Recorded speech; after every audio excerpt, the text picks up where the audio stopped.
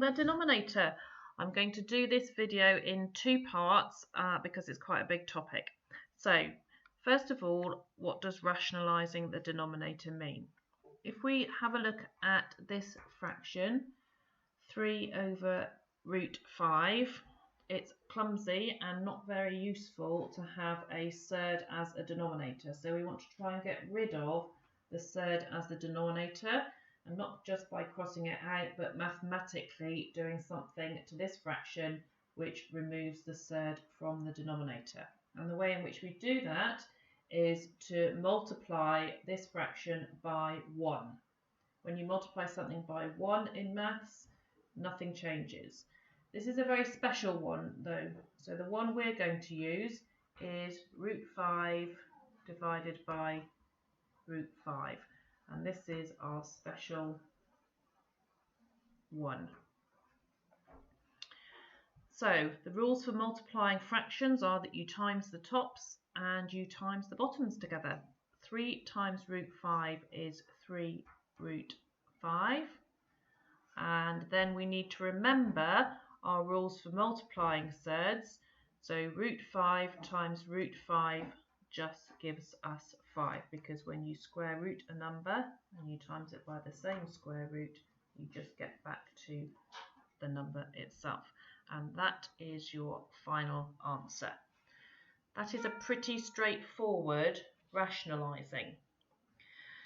Let's look where the denominator is slightly more complicated.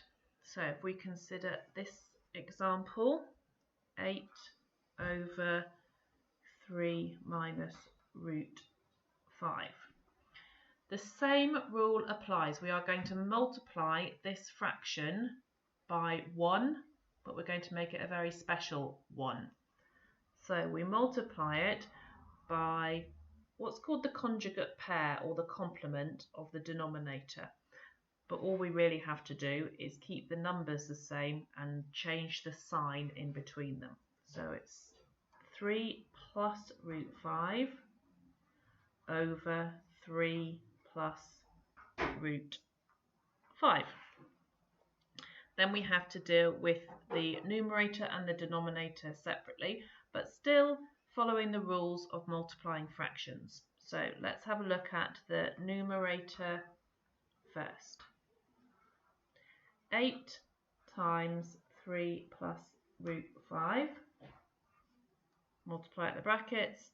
8 times 3 is 24. 8 times root 5 is 8 root 5. We'll come back to that in a minute. That is our numerator sorted out. Now let's have a look at the denominator.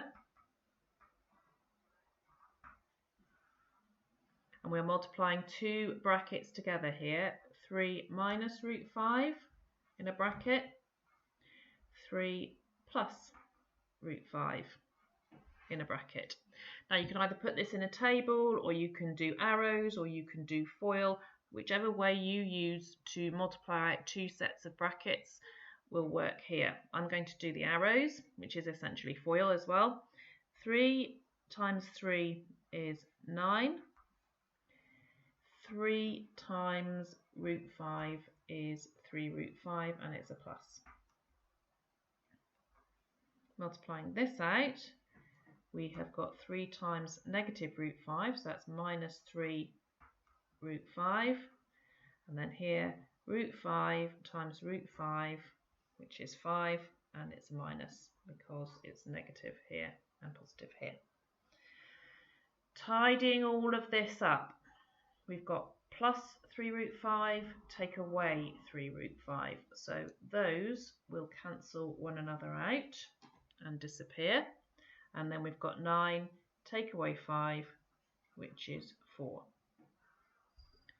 So let's put that back into our numerator and denominator. The numerator was this, 24 plus 8 root 5. And the denominator is here, which is 4. So this could be our final answer, except that 24 will divide by 4, and 8 will divide by 4. So we have to simplify it further. 24 divided by 4 is 6, and 8 lots of root 5 divided by 4 is 2 lots of root 5. So this is our simplified final answer with no surd as a denominator.